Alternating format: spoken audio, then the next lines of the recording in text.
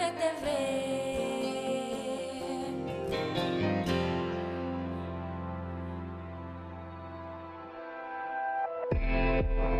Hablemos.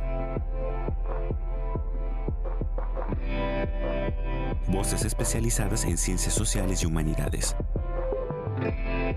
Historia, antropología, literatura, estudios políticos e internacionales, agua y sociedad. Divulguemos la ciencia. Hablemos. ¿Qué tal? ¿Cómo están? Bienvenidos a este espacio desde el Colegio de San Luis. Bueno, desde el Colegio de San Luis no, pero de parte del Colegio de San Luis. Como saben, estamos en esta situación de pandemia por el COVID-19 y bueno, pues hay que seguirnos cuidando, hay que atender las recomendaciones para mantenernos en casa en la medida de lo posible. Y bueno, pues afortunadamente con el uso de las tecnologías podemos hacerlo y estamos preparando este programa de televisión que nos sirve a nosotros para compartir con ustedes información de lo que se trabaja aquí en nuestro Centro Público de Investigación. Así que bueno, pues aprovechamos estas herramientas. Y justo vamos a platicar el día de hoy con una de nuestras egresadas. Como ustedes saben, les llevamos eh, programas hasta sus hogares, hasta donde ustedes nos sintonicen, de lo que están haciendo nuestros egresados del Colegio de San Luis, nuestros egresados Colsan, porque bueno, pues siempre hemos dicho son nuestros principales embajadores, ellos salen de nuestras maestrías o de nuestros doctorados o de nuestra licenciatura y comienzan a formar parte de una dinámica social que va permitiendo convertirse en agentes de cambio, contribuir como científicos sociales en estas partes importantes que luego a lo mejor todavía no se le ha dado como la dimensión correcta o la dimensión adecuada, el peso importante que tienen las ciencias sociales. Así que bueno, de eso vamos a platicar el día de hoy con nuestra invitada. Ella es la doctora Lilia Álvarez Ábalos y está con nosotros. Lilia, muchas gracias por acompañarnos. Bienvenida. Hola Lidia, muchas gracias y bueno, para mí es un gusto volver a mi casa de estudios, aunque sea ahora de forma virtual. Lilia, platícanos qué estudiaste en el colegio y por qué decidiste estudiar eso. Muy bien, bueno, yo estudié la maestría en literatura hispanoamericana y el doctorado en literatura hispánica. Tengo que decir que las cosas se me fueron poniendo, no sé si por suerte o por inercia o qué pasó, pero ciertamente puedo agradecer que mi trayectoria escolar pues coincidió mucho también con la propuesta de ofertas académicas del Colegio de San Luis. Yo comencé estudiando literatura en la Autónoma, en la Universidad Autónoma de San Luis Potosí, y fui de la primera generación de la Universidad Autónoma de San Luis Potosí. Entonces, bueno, esa ya es una primera coincidencia. Hice mi tesis de licenciatura de cuentistas potosinos que hicieron obra acerca de la Revolución Mexicana. Entonces yo buscando quien pudiera dirigirme esta tesis, encontré que pues había un investigador en el Colegio de San Luis, que es el doctor Antonio Cajero Vázquez. Entonces le pedí si no le gustaría ser mi director de tesis de licenciatura, accedió y bueno, entonces estamos hablando que desde la licenciatura yo ya estuve trabajando con un investigador del Colegio de San Luis y curiosamente para cuando yo estaba terminando mi tesis, que era mi último semestre de licenciatura, se abrió la convocatoria de la maestría. Entonces dije, bueno, es la oportunidad. Y como ya teníamos un buen avance, el doctor Antonio Cajero y yo, dije, bueno, es también buen momento para meter el anteproyecto y pues esperar que esto funcione. Resultó seleccionada para la maestría y eso es muy curioso porque me seleccionaron para la maestría incluso antes de presentar la tesis de licenciatura, pero digamos, ya estaba la tesis terminada, solo faltaba hacer el trámite y bueno, eso fue lo que me ayudó a entrar a la maestría. Una vez en la maestría, descubro la línea de investigación de literatura de tradición oral, lo cual esto siempre lo digo y se los juro que no es por propaganda, pero es que sí tengo que decir que el Colegio de San Luis es la única institución de posgrado a nivel nacional que cuenta con esta línea de investigación. Y bueno, para mí fue algo maravilloso descubrir lo que era el trabajo de campo, hacer este tipo de investigación en este campo en específico. Y bueno, a partir de ahí me estuve en esta línea de investigación, hago mi tesis de maestría en esta misma línea, hago trabajo de campo en lo que es en lo que era el Valle de San Francisco, que ahora conocemos como Villa de Reyes, que es la parte de San Luis Potosí que conecta con Guanajuato, en una ruta de haciendas y pues que se caracterizaba por tener haciendas de beneficio de los materiales extraídos de las minas de Cerro de San Pedro, por ejemplo. Entonces termino mi maestría con esta tesis. Y posteriormente, un año después de que termino, también sale la convocatoria del doctorado en literatura hispánica y pues también postulo, entro y también en el doctorado pues sigo realizando investigación de literatura de tradición oral y ahora me enfoco en hacer investigación en otra ruta que era, digamos, con características similares al espacio que había elegido en maestría, porque también era una ruta donde se trabajaban los materiales, de nuevo, de las minas de Cerro de San Pedro, pero ahora también de la mina en Pinos, Zacatecas. Entonces, esta vez hice trabajo de campo en Cerro de San Pedro, en Mezquitic y en Pinos, Zacatecas. Y estamos hablando de que me titulé en el 2019 del doctorado. ¿Cómo ves, Lidia? Pues nos gusta mucho escuchar estas historias porque nos recuerda o nos destaca la importancia que tiene el Colegio de San Luis justamente al ser una de las pocas instituciones en este nivel, con esta calidad, y de verdad no es que lo digamos nosotros, es que así está reconocido, con estudios de investigación en literatura con estos perfiles. ¿Cómo se llama tu tesis de maestría y cuál es el título de tu tesis de doctorado, si nos lo pudieras precisar? Ok, para la tesis de maestría es Formas narrativas del Valle de San Francisco, personajes, motivos y fronteras genéricas, que fue lo que estudié para el corpus que recolecté. Y la de doctorado, perdón, es El terco que se empecina, al fin descubre la mina, personajes y motivos de leyendas de tesoros, la configuración de un espacio minero a partir de su literatura tradicional. Por ahí seguramente volteé un par de palabras, pero si me ayudas a ponerle los links a las personas que nos estén viendo, pues bueno, será de gran ayuda. Y bueno, además estas tesis están disponibles en línea, como pues ya que fueron realizadas como parte de un PNPC, es decir, de un programa de calidad de CONACYT, pues es una forma de retribuir por este apoyo que recibimos como estudiantes al realizar la investigación.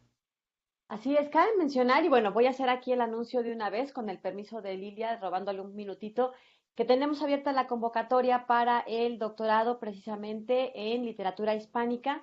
Este posgrado tiene el reconocimiento, la certificación, digámoslo así, de CONACYT, porque CONACYT tiene una serie de procedimientos para avalar que un posgrado cuente con ciertas características que garantizan a quienes ingresan a él a que están estudiando en un entorno de calidad, por los profesores, por la infraestructura, por la calidad académica, por la exigencia y por el rigor que se les pide, les otorga entonces una beca porque les pide dedicación de tiempo completo y esta beca que mensualmente les va entregando tiene, bueno, pues también ciertos compromisos de regreso y entre otros tiene que ver con que les da ciertos plazos para que terminen su tesis en tiempo y forma.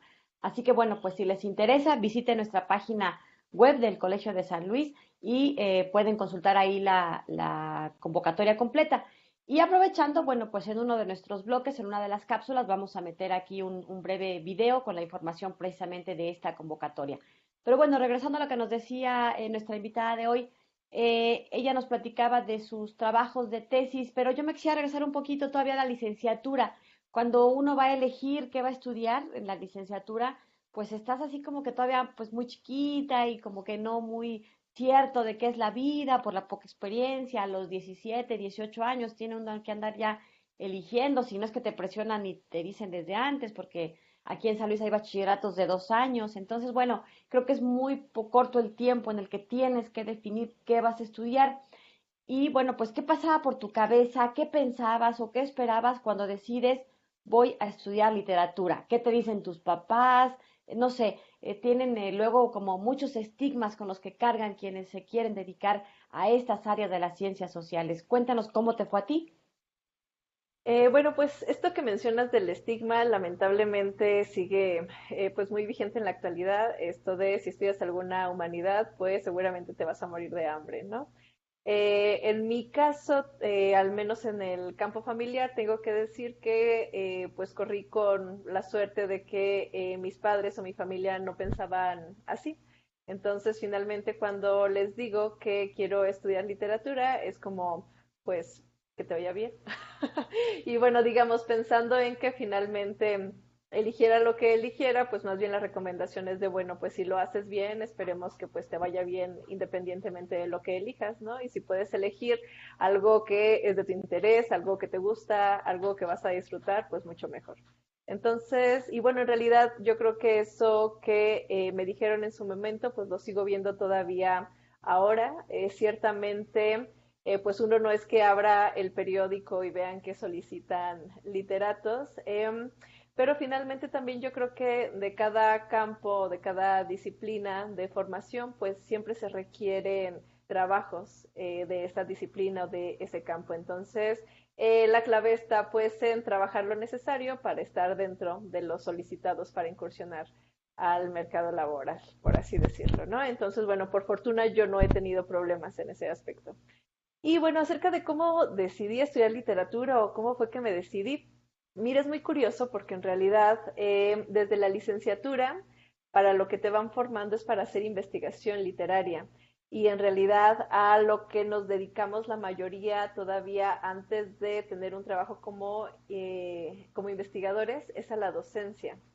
Entonces, bueno, en realidad yo no tenía claro, la verdad, que estudiar una carrera en literatura iba enfocada a la investigación.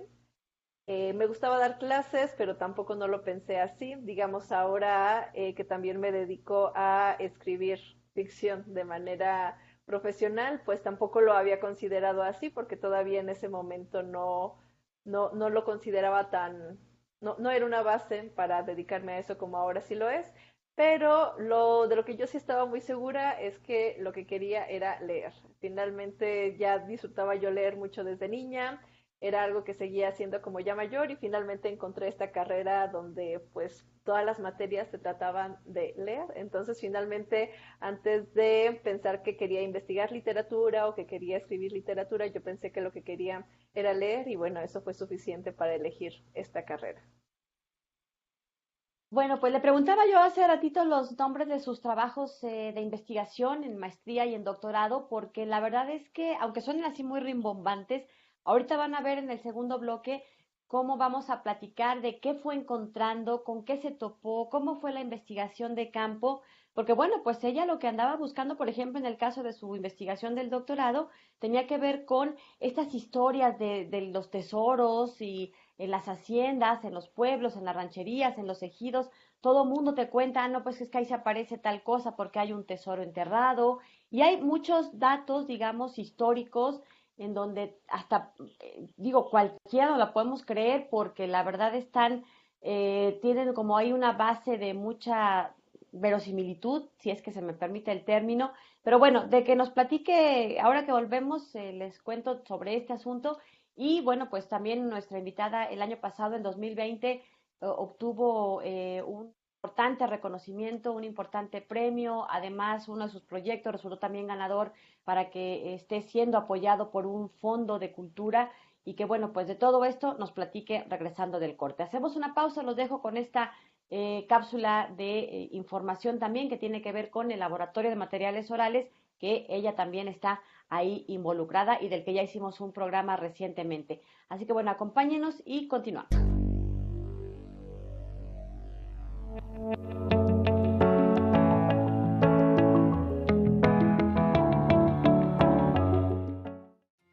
Mercedes Zavala Gómez del Campo es doctora en literatura hispánica por el Colegio de México. Su línea de investigación es literatura tradicional y popular del ámbito hispánico. Tiene como proyecto de investigación en curso Laboratorio de Literatura de Tradición Oral, asociado al Laboratorio Nacional de Materiales Orales. Tiene diversos libros y publicaciones académicas. Uno de sus libros es el Manual para la Recolección de Literatura de Tradición Oral, Actualmente es profesora investigadora en el programa de estudios literarios del Colegio de San Luis. Lilia Álvarez Ábalos es doctora en literatura hispánica por el Colegio de San Luis, con especialidad en tradición oral. Es ganadora del Premio Nacional de Narrativa Dolores Castro 2020 con su novela Aura Haya.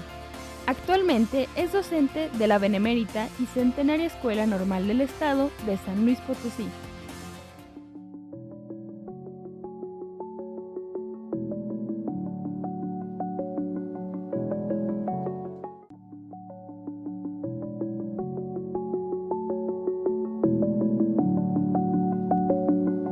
Bien, estamos de regreso y estamos platicando, dedicando este programa a nuestros egresados Colsan, y hoy nos acompaña la doctora Lilia Álvarez Ábalos, y bueno, pues ella es egresada de la maestría y del doctorado de literatura.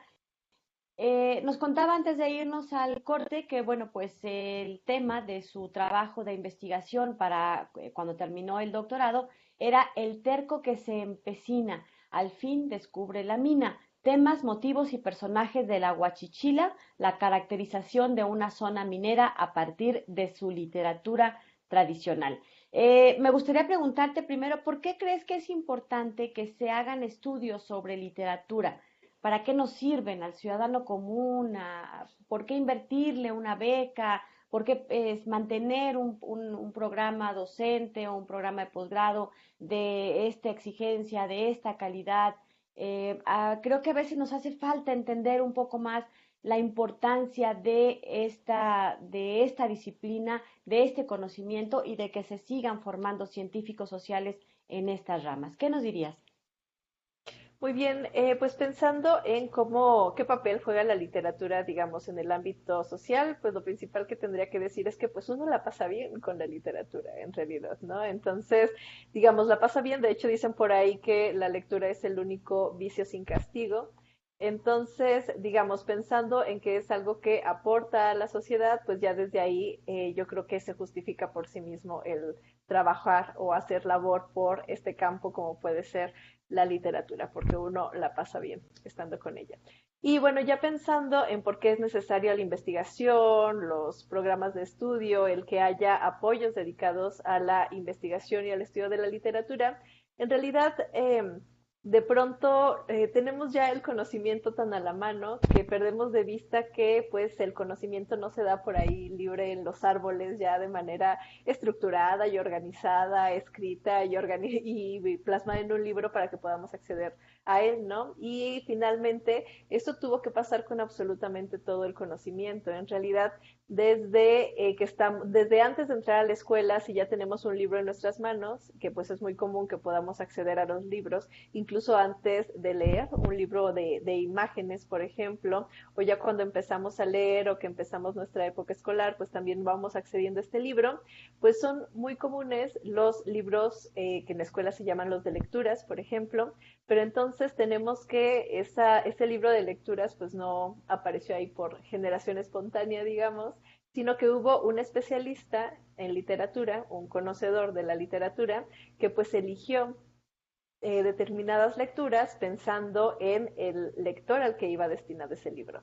Entonces, en realidad, todos esos libros de lectura que tenemos desde nuestra educación institucional, después los libros de español, porque cuando ven en la materia de español los géneros, pues vienen ahí ejemplos de cada género y de nuevo ha sido un especialista el que ha seleccionado esas lecturas para presentarlas a el público al que va dirigido. Y en la secundaria y preparatoria, que ya va tal cual, que ya se llevan tal cual las materias de literatura, seguramente recordamos por ahí de aquellos tiempos que se nos presenta la literatura segmentada por periodos, por ejemplo, periodos que tienen determinadas características y que esas características son una correspondencia entre la época social y las obras literarias y la biografía de los escritores. Entonces, finalmente, quien hace toda esta información, quien la recaba, pues es justamente el investigador literario. Entonces, bueno, ¿dónde se ve la utilidad de la literatura? Pues en realidad desde estas cosas tan sencillas, ¿no? Digamos, si no hubiera habido investigadores literarios y gente conocedora de literatura, pues difícilmente se nos podrían presentar estos campos del conocimiento ya tan estructurados y presentados para que podamos acceder a ellos. Y finalmente, ahora volviendo a esta primera parte donde dije de, bueno, es que finalmente uno con la literatura la pasa bien, e incluso en estos últimos, en el 2020 y en lo que va de este año, que pues la circunstancia mundial ha sido especialmente complicada, pues la literatura es algo que pues no tiene contradicción o no tiene complicación con con esta nueva normalidad, digamos, o que incluso se adapta bastante bien, pensando en que la literatura es un acto, la lectura, al menos a como estamos acostumbrados a hacerla de nosotros con el libro, pues es una actividad individual. Entonces, pues no es necesario estar en multitudes o arriesgarnos a posibles contagios para poder realizar esta actividad. Y bueno, además la podemos realizar también dentro de nuestras casas. Entonces, eso también es otro beneficio. Incluso pensando ya propiamente en la literatura y su relación con estas crisis mundiales o crisis sociales, pues tenemos grandes obras literarias como el de Cameron, por ejemplo, que pues justamente parten de un contexto en el que estaba tan complicada la situación en el mundo exterior que entonces la gente a lo que se dedicó a hacer para entretenerse y para sobrevivir, porque no solo de pan vive el hombre, pues fue a contar historias. Entonces finalmente eso es lo que nos permite la literatura, llenar un campo de entretenimiento, de disfrute, pero al mismo tiempo también de aprendizaje y de desarrollo de habilidades de lenguaje y cognitivas. Entonces, bueno, en realidad, pues creo que puedes ver que mi consideración de la literatura es que pues siempre viene bien, no hay un momento en el que sea necesario que sea excluida. Así es, lo has dicho muy bien, en estos tiempos de pandemia es una forma de entretenimiento, de distracción, de salud mental, de salud física, es de bajo costo, todos podemos tener acceso por ahí a un libro, ahora se adapta muy bien a todas estas realidades porque si no es un libro físico, es un libro que ya se venden por internet, que puedes tener al alcance de un dispositivo. La verdad es que yo me he dado cuenta cuando veo que chicos de primaria o secundaria o bachillerato tienen a la mano un libro. Al principio tienen cierta resistencia, pero luego los ves tan entusiasmados, contagiados de lo que les está transmitiendo, que bueno, pues te das cuenta de la importancia de la literatura y en general, ¿no? De las humanidades, de las artes, cómo nos han resultado como un remanso de tranquilidad, de cierta paz, necesarios, indispensables para mantener la salud física y mental en estos tiempos de distanciamiento social, de pandemia, de crisis en muchos sentidos, así que yo les recomiendo que se acerquen, es más, que busquen, hay muchas opciones en internet sin costo, gratuitas, y que pueden tener ahí para sus hijos, para que los adolescentes, que puedan transitar estas difíciles circunstancias que hoy tenemos.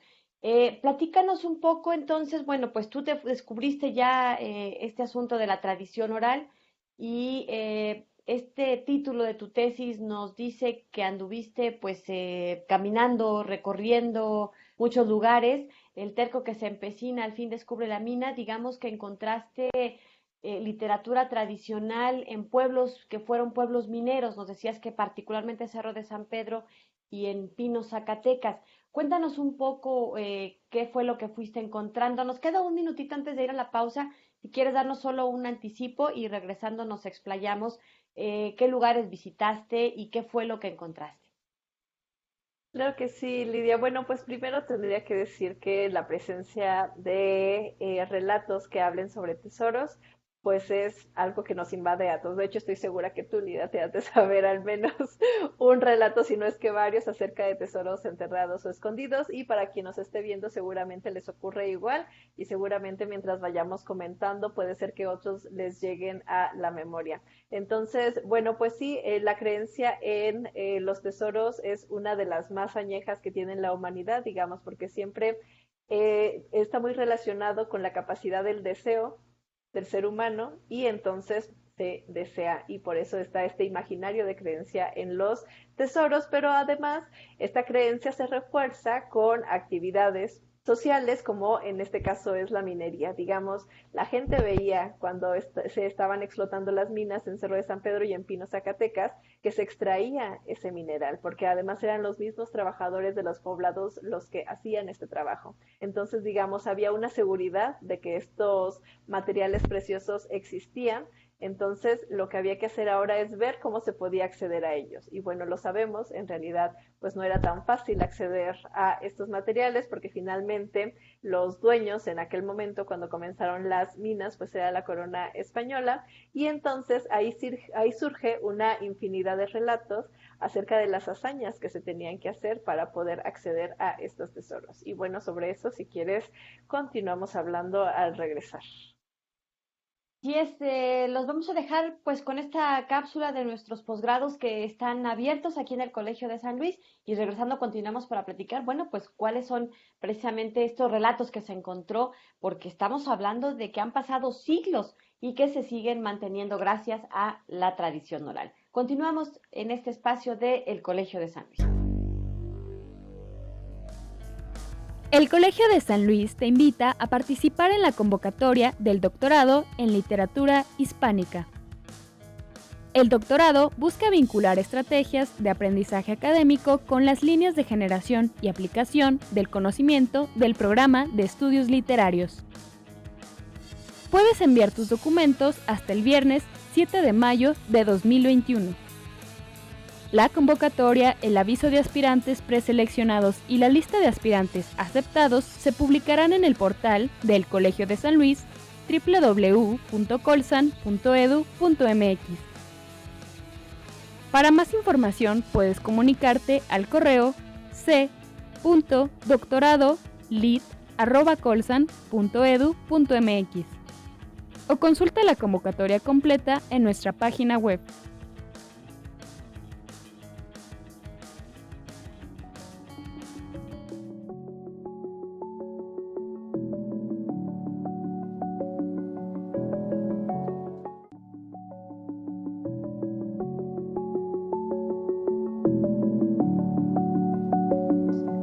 Estamos de regreso y estamos platicando, dedicando este programa a nuestros egresados Colsan y está con nosotros Lilia Álvarez Ábalos. Siempre me trabo porque yo la conozco como Lilia Ábalos. ¿Por qué estás así en Facebook o qué pasa? ¿Por qué se me Sí, atraviesa el Ábalos? Sí, estoy ¿verdad? así en Facebook y también, digamos, cuando escribo cosas que no son académicas, pues más bien soy Lilia Ábalos. Ah, ok, digamos tu seudónimo artístico. Que Ajá, por sí, cierto, sí. bueno, Lilia, déjenme decirles, ya lo presumiremos con mayor detalle en nuestro siguiente bloque o un poquito más adelante, pero en el 2020 tuvo la fortuna, gracias a su talento, a su trabajo, a su dedicación, digamos que recogió buenos frutos porque le entregaron varios premios, recibió apoyo de una beca importante a nivel nacional, ya decíamos, y bueno, pues ahorita le vamos a platicar más, pero también es youtuber, así que la pueden buscar también, ahorita vamos a decir y vamos a poner aquí el nombre de su canal en YouTube, porque pues creo que no tenemos por qué casarnos con estos estigmas, como decíamos al principio, de que la literatura es una cosa aburrida o que la literatura es para viejitos o que es solo para ya maestros de otra generación. Y no, las nuevas generaciones, y Lilia es una prueba de ello, de este interés y de esta riqueza que se puede seguir encontrando en la literatura. Pero bueno, nos quedamos en que nos ibas a contar más de qué encontraste en tu trabajo de doctorado, en esta investigación que realizaste en Cerro de San Pedro, en Pino, Zacatecas, en busca de esta tradición oral que se fue pues quedando ahí en estas historias, en la gente, en estos pueblos mineros que si bien ya no tienen todavía el resplandor que hace algunos siglos, bueno, pues siguen siendo parte de la historia. Yo por eso me gusta decir mucho que todas estas investigaciones en ciencias sociales, en humanidades, nos dan muchísima materia prima para conocer la historia, la antropología, la geografía, en fin, un montón de otras disciplinas. Platícanos, ¿qué fue lo que, con quién platicaste, qué lugares visitaste, qué fue lo que más te sorprendió? Porque bueno, pues no haber sido fácil, son cosas que pasaron hace varios siglos. Así es, fíjate que son cosas que ocurrieron hace varios siglos, pero en realidad las creencias se van actualizando. Así que en realidad, pues no se nota, digamos, esa distancia al momento que estás platicando con la gente, porque finalmente es una creencia que está vigente hoy. Entonces, más bien lo interesante o lo maravilloso es que sea una creencia que tenga tantos años de longevidad y que todavía podamos estar en contacto con ella. Creo que sobre todo, Lidia, te quiero contar de tres personajes muy representativos de los que me encontré cuando realicé este trabajo de campo.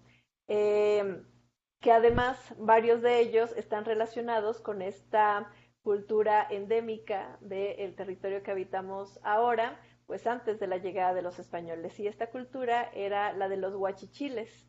Y los huachichiles es un grupo cultural muy peculiar porque incluso siempre que pensamos en la conquista de México y en cuando queremos incluso glorificar a las culturas endémicas de México, pues rápidamente pensamos en los aztecas o en los mayas, pero pues difícilmente se nos enseña a pensar en cuáles fueron las propias culturas que habitaban nuestro territorio.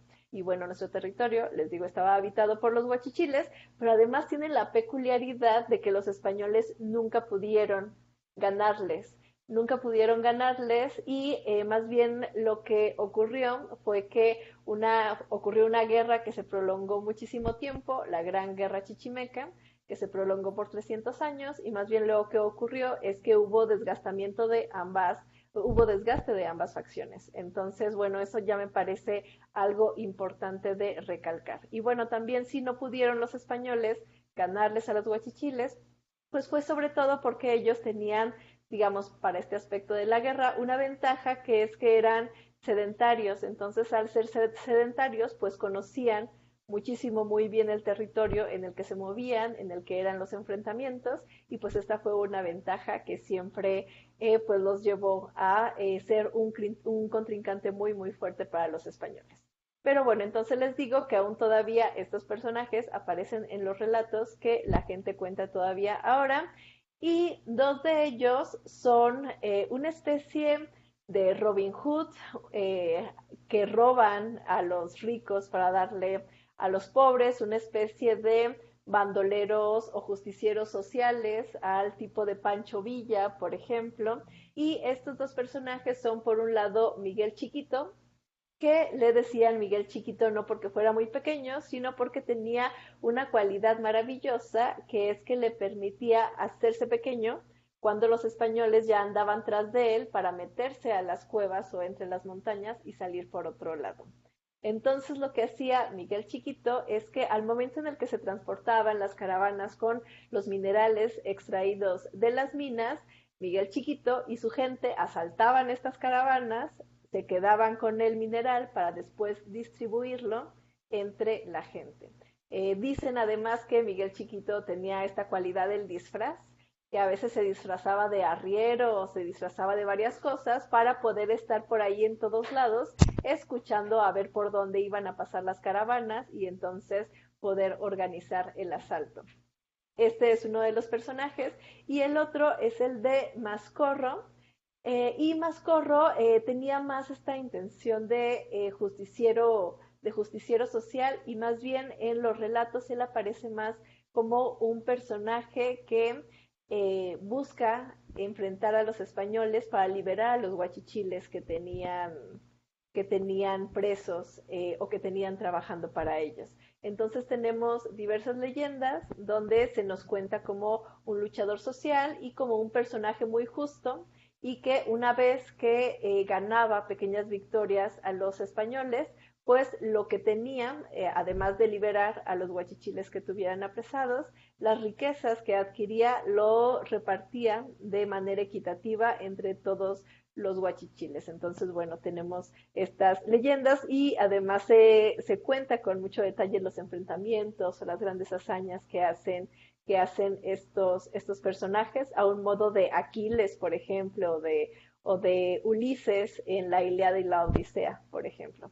Y el otro personaje que también es pues muy popular en la medida en que pues la gente lo conoce mucho en este territorio, pero también muy popular en la medida en que ha sido mencionado, se regresa a él para realizar diversas formas artísticas, por ejemplo, y a nivel histórico también es un personaje muy importante, es el de la bruja Huachichil. El de la bruja Huachichil, pues era una mujer huachichila a la que se acusó de brujería durante la época de la conquista española en este territorio. Y también aquí esto es bien importante porque normalmente cuando pensamos en acusaciones de brujería, pues pensamos en la Santa Inquisición allá en la Edad Media en Europa o en las brujas de Salem por allá en Estados Unidos, pero en realidad aquí en San Luis Potosí tuvimos una acusación de brujería que fue llevado el caso por la Iglesia Católica y finalmente fue condenada, fue declarada culpable y condenada a la horca. Y eso ocurrió aquí en San Luis Potosí. Entonces, lo que pasa con esta bruja huachichil es que pues también era una mujer que organizaba a los huachichiles para rebelarse contra los españoles y pues obviamente a los españoles esto no les agradaba y entonces comenzaron a acusarla pues de brujería, también con los testimonios de otras personas del mismo grupo huachichil. Se le acusó, por ejemplo, del asesinato de otro huachichil que se supone que era su pareja y que lo asesinó nada más con tocarlo. Entonces, bueno, a partir de ahí surgen varios testimonios, tuvo una defensa, la defensa pues alega que en realidad las evidencias que ponen contra ella son meramente circunstanciales, es decir, ella solamente tocó a su pareja y luego el otro se murió, eso no es, digamos, motivo suficiente para acusarlo, pero también con otros testimonios acerca de que curaba gente por medio de la herbolaria, de que estaba en contra de que se evangelizara y entonces la acusaban de hacer cultos al demonio, pues todo esto se conjugó para que la declararan culpable y la terminaran ahorcando aquí en San Luis Potosí. Y de nuevo la bruja huachichil, Miguel Chiquito y Max Corro son varios de los personajes que pueden encontrar en los relatos que recopilé y que están disponibles ahí en la tesis que se encuentra en internet de manera libre y gratuita. Así es, pueden consultarla en el repositorio que tenemos en el Colegio de San Luis. ¿Qué es un repositorio? Bueno, pues es un lugar, digamos, en internet que está alojado en la página de la biblioteca del Colegio de San Luis y ahí, haga de cuenta que es un archivo virtual, una carpeta grandotota, donde están alojados y guardados todos los trabajos de investigación de nuestros egresados, de nuestros investigadores, y ahí pueden encontrar esta tesis que, bueno, pues nomás de que estas historias que nos cuenta ya se antoja leerla. Les recuerdo el título: El terco que se empecina, al fin descubre la mina. Y bueno, pues se trata de temas, motivos y personajes de la Huachichila, la caracterización de una zona minera a partir de su literatura tradicional. Y la autora es nuestra invitada de hoy, la doctora Lilia Álvarez Ábalos. Regresamos para cerrar esta entrevista, esta charla, bueno, pues también de manera fascinante porque quiero adelantarles que nuestra invitada escribió una novela que le mereció un importante premio a nivel nacional. De esto platicamos, volvemos después de esta breve pausa.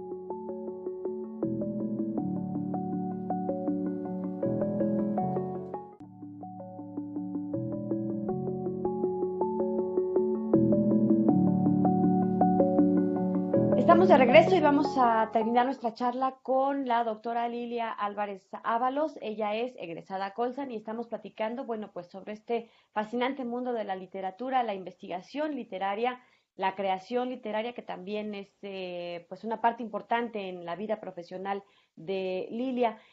Nos contaba que hace algunos meses, en agosto de 2020, recibió un premio a nivel nacional, el premio Dolores Castro. Este premio, bueno, pues es un importante reconocimiento, lo entrega el Instituto Municipal Aguascalentense para la Cultura.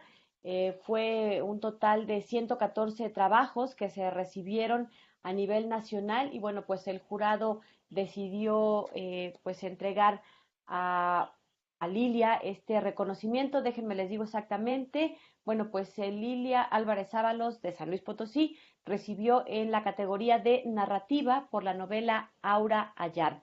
Platícanos un poco de este premio y de esta obra. También decides, es decir, no solo haces investigación literaria, sino que también la creación es una parte importante. ¿De qué va esta novela?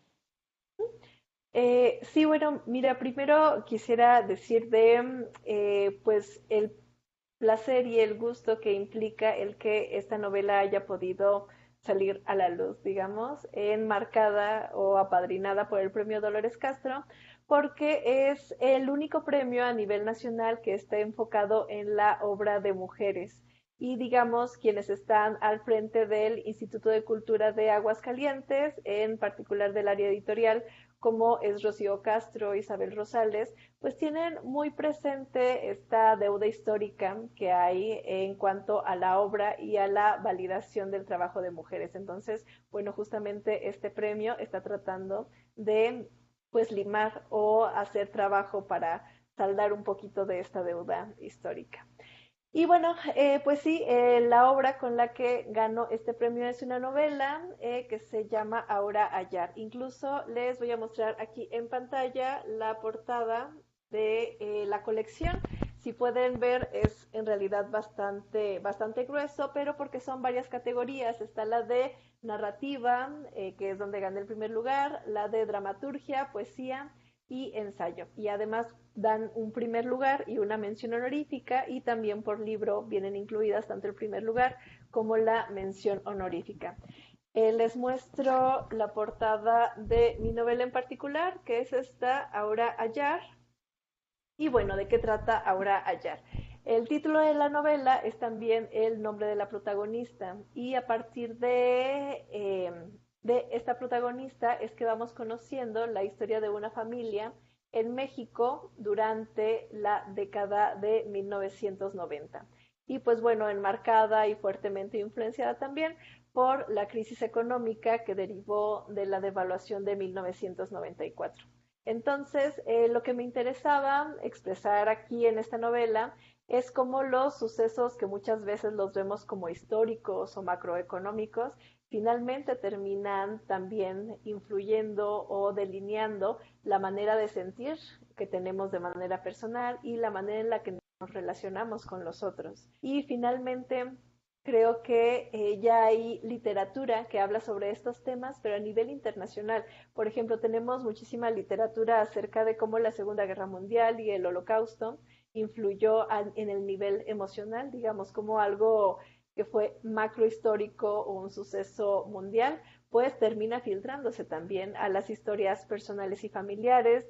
Lo tenemos también con la Guerra Civil Española, por ejemplo, con uno de mis libros favoritos, que es Nada, de Carmen Laforet. Vemos cómo las carencias derivadas de esta guerra pues repercuten en el modo de vivir, de sentir y de relacionarse con nosotros. Y justamente lo que quería era expresar que esta historia propia, nacional, que todavía está muy vigente, digamos, a ti y a mí, Lidia, nos tocó vivir la devaluación de 1994, pues también ocurre lo mismo aquí en México y con los eventos históricos que nos ha tocado vivir. Entonces, pues, este es, digamos, la intención, y pues también a partir de ahí es que, pues, Aura Ayar, que es, les digo, la protagonista, pues nos va mostrando este contexto que se vivía en México y cómo se puede vivir también desde la indefensia de la infancia, por ejemplo. Bien, en este sentido también relaciono la novela como una novela de aprendizaje, por ejemplo, o de, se me fue ahora la palabra, inaugural, no es inaugural, ya me regresará la palabra, pero en este modo donde, de autodescubrimiento, perdón, de autodescubrimiento, a un modo un poco como Las batallas en el desierto, de José Emilio Pacheco, o Las edades de Lulú, de Almudena Grandes, que también es una de mis escritoras favoritas. Y entonces, Aura no solo nos lleva a descubrir la situación de este México en la década de los 90, sino que también vemos este proceso de autodescubrimiento personal, que incluso la mayoría de las novelas de autodescubrimiento, les mencioné Las batallas en el desierto, por ejemplo, está El guardián entre el centeno, la mayoría de estos personajes son masculinos y andan por ahí en la pubertad. Y lo que hacen es que se escapan de su entorno cercano y se van a otro lugar. Y bueno, aquí ya podemos comenzar a ver también algunas características particulares de cuando una novela de autodescubrimiento es protagonizada por una mujer, porque para empezar, Aura, cuando hace su narración, pues ya no es una puberta, ya es, digamos, una adulta, y también ella, por su condición de mujer, pues no tiene esa posibilidad de hacer un viaje, digamos, material físico, no se va a otro lugar, sino que más bien el recorrido que tiene que hacer es introspectivo y viaja, digamos, al interior de sí misma para descubrirse. Y bueno, eso a grandes rasgos es la intención de la novela, un poco el resumen de lo que se trata. La verdad es que es una novela breve, son capítulos cortos y bueno, esto también ayuda a la agilidad de la lectura. Por ahora en esta edición, que es la edición, digamos, conmemorativa del premio, pues solamente se consigue en el Instituto de Cultura de Aguascalientes, pero bueno, para los que nos estén escuchando, también decirles que ya estamos trabajando en la segunda edición, que ya será conseguible y comprable, porque también luego me preguntan de, bueno, ¿y dónde la conseguimos? Bueno, pues justo ahora es un poco complicado, pero ya estamos trabajando en esta segunda edición para que se pueda conseguir. Entonces, bueno, también ahí los mantendré informados de esto. Muy bien, muchísimas gracias. Nos quedan pocos minutos, pero no quisiera dejarte ir para que no, hasta antes de que nos comentes brevemente. Yo sé que tú das clase o has dado clase a nivel bachillerato y me gustaría que nos contaras o que les dijeras a las madres de familia que nos están viendo, a los padres de familia, a los mismos adolescentes, que en estos momentos de encierro, porque ya nos comentabas por qué es importante la literatura, ¿qué te has encontrado dando clase? ¿Qué se necesita para hacer un poco más atractivo este fascinante mundo? Pero que cuando uno es adolescente, como que tienes así una barrera de no a la literatura, no a los libros, ¿qué les dirías? ¿O qué te has Pues encontrado? ¿Qué historias te has encontrado? A lo mejor tienes tú a alumnos que sí les interesa. no, la verdad es que me he encontrado alumnos maravillosos, de verdad maravillosos, o sea, alumnos además que son muy buenos lectores, incluso alumnos que son, y tal vez esto no debiera decirlo, pero alumnos que son incluso mejores lectores que mucha gente que conozco que se dedica al estudio de la literatura, por ejemplo, ¿no? Y digamos, por mejores lectores me refiero a que pues tienen todavía este gusto muy genuino dedicado a la literatura, porque también muchas veces cuando nos dedicamos a esto, pues hay mucho que leer para trabajar y también se nos disminuye el tiempo de la lectura por placer. Entonces, bueno, lo principal que me he encontrado y con lo que siempre me termino maravillando es con la cantidad de cosas que yo termino aprendiendo de mis estudiantes. De verdad, es una cosa maravillosa y aún los que pues no han tenido la posibilidad de acercarse a la lectura, este ingenio y esta capacidad de interpretación que tienen una vez que se les presenta un texto, la verdad es que es impresionante. Y bueno, sobre eso, en realidad, lo que yo he notado no es que pues a la gente no le gusta leer, más bien pues la gente no conoce, no ha tenido la oportunidad de acercarse a una lectura que le diga algo. Y yo creo que por ahí en realidad habría que empezar. No estamos forzados a que nos guste toda la literatura. De hecho, justamente la principal cualidad de la literatura es que se disfruten. Entonces habría que empezar por temas que nos sean atractivos, y sobre esto, como tip de si andan buscando por ahí un libro que leer, bueno, todos vemos películas y todos vemos series. Como de qué tema les gustan las películas y las series, y bueno, sobre eso podemos comenzar para que recomendarles un libro tal vez, y que será, digamos, un poco más afín o más posible que les pueda gustar. También mi recomendación, aparte de esta, es que confíen en su propia inteligencia, en que van a poder hacerlo, y también en que se den a ustedes esta propia oportunidad de hacer algo que estoy segura que van a disfrutar. Y si no lo están disfrutando, dejen de hacerlo y busquen otro libro, no pasa nada, pero que se den justo esta oportunidad de tener una experiencia estética, digamos, de llorar, de disfrutar, de amar, de odiar, junto con estos personajes que nos cuentan sus historias. Bueno, pues ahora yo quiero terminar de presumirles parte de la importante trayectoria que tiene nuestra invitada, porque bueno, ya hablamos de este Premio Nacional Dolores Castro, pero también hace algunos meses obtuvo un importante reconocimiento por la labor de divulgación científica que hizo en estos tiempos de pandemia. Contigo en la Distancia es un proyecto del gobierno de la ciudad de... No, no es cierto, es un proyecto del gobierno federal. A ver, Sí, corrígeme, es ¿cuál del de los gobierno dos? federal. Del gobierno Desde federal, el ¿verdad? gobierno Contigo en la... federal del Fondo Nacional para la Cultura y las Artes. Así es, y bueno, pues ella recibió también este premio, este reconocimiento por la divulgación literaria. Hizo algunas cápsulas que tienen que ver justo con algunas recomendaciones, y tiene un canal de YouTube que se llama La Tertulia de Lilia, ¿cierto? ¿Qué haces en este Así canal es. y qué encontraremos para quienes nos vayan a visitar allá?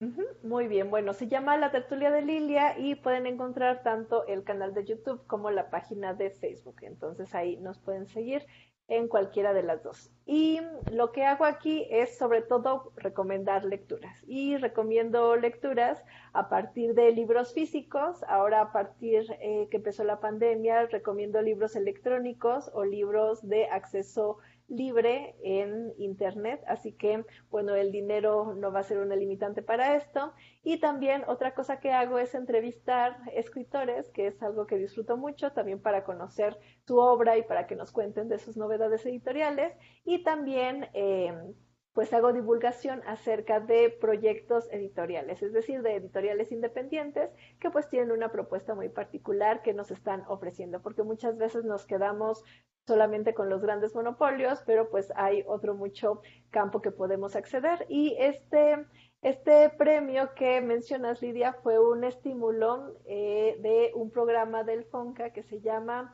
Contigo en la Distancia, Movimiento de Arte en Casa, que justamente hizo una convocatoria para artistas para tener material cultural para consumir durante la pandemia y el encierro.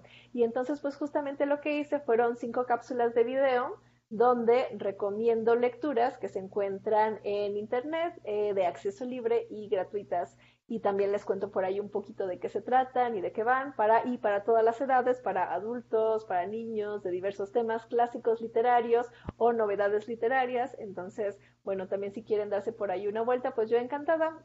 Y de cualquier manera, pues espero verlos por ahí en Tertulia de Lilia. Pues muchísimas gracias por habernos acompañado, por habernos compartido toda esta información. Gracias por estar en este espacio, Lilia.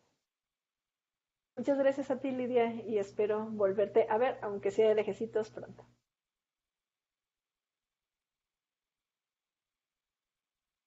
Sí, es bueno, pues muchas gracias. Ya nos vamos. Gracias a usted que nos acompañó. Le recuerdo, este programa se estrena los martes a través de 9TV, la televisión del Estado aquí en San Luis Potosí. Y mañana miércoles ya está disponible a través de nuestro canal de YouTube de El Colegio de San Luis. Soy Lidia Juache. Pásela bien. Muchas gracias. Hasta la próxima.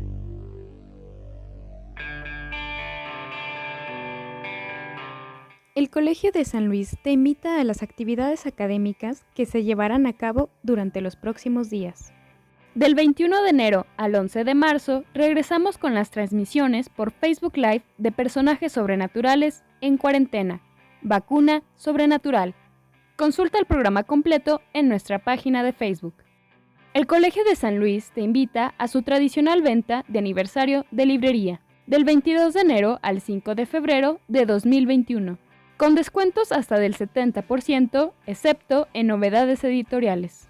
Adquiere tus libros en línea a través de la página librería.colsan.edu.mx.